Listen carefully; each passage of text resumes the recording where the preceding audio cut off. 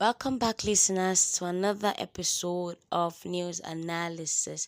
Welcome back to our channel. If you're not subscribed to this channel, then what are you waiting for? Do so immediately so you can get notifications, so you can get current happenings. And if you're already a subscriber or already a follower, welcome back. You know how we do it here. We dissect and analyze news. On today's episode, a federal high court in Abuja on Monday has ordered the temporary forfeiture of the sum of $49,700 allegedly recovered from Dr. Nura Ali, the former resident electoral commissioner of the Independent National Electoral Commission for Sokoto State in the 2023 general election. Omo, now let me hear how big that money sound. $49,700. Justice Emeka Nwite gave the order after the Council to the Independent Corrupt Practices and Other Related Offence Commission moved an ex parte motion to the effect. Now, while the Federal Republic of Nigeria was the applicant, Ali was the sole respondent in the motion ex parte marked. The motion dated December 20th and filed December 24th. It was jointly filed by the ICPC and the Department of State Services. Dr. Usman Dauda, the Director of Legal, signed the application on DSS behalf, the Assistant Chief Legal Officer.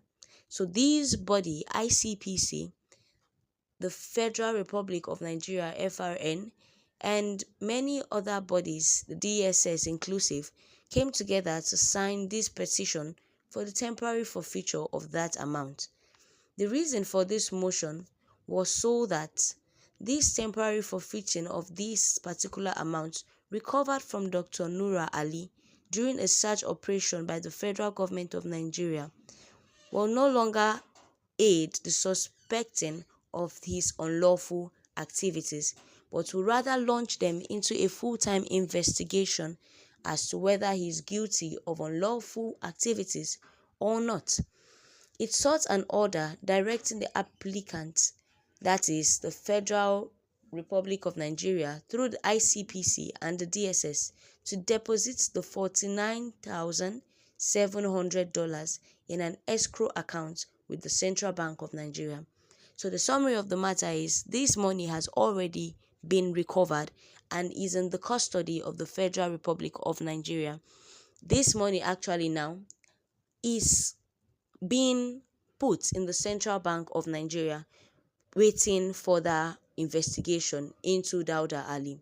The application equally sought an order directing the applicant to publish a notice in any national newspaper calling for persons, whether humans, juristic or artificial, having interest in the money to show the reason why it should not be permanently forfeited to the federal government. Now, this money, if it is not claimed by anyone, will end up being permanently locked in the CBN, that is the country's central bank. But come to think of it, that's quite fair.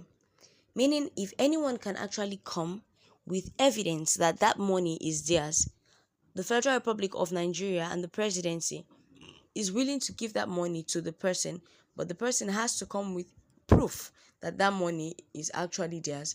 Now, in giving 9 grounds why the application should be granted, the applicant said the victim of the alleged crime was the federal government of Nigeria and the innocent taxpayers, which include the judges of courts across the country. It is said now that the money was recovered during a search operation by the operatives of the DSS at the residence of Dauda Ali. But now, wow, wait first. Maybe drink water on top this matter. How would such a large amount of money be recovered in someone's residence? In dollars. Money wey fit alleviate poverty, money wey fit pay salary, wey fit pay school fees, wey fit reduce hunger, wey fit buy fuel. Dat kind money dey find for one person house. And it's possible that that is not the only money in his residence. There could be other money hidden everywhere. Then him aside, talk about other politicians. How can politicians be so cruel? That money can help his whole generation. That money can raise people up, give people jobs, and yet you pocket that kind of money under your bed? These alleged movable properties owned by Dr. Ali was not legitimate because he has other properties that were caught. Now, this same issue is being looked at. This same issue is being investigated because Nigerians cannot just let this go.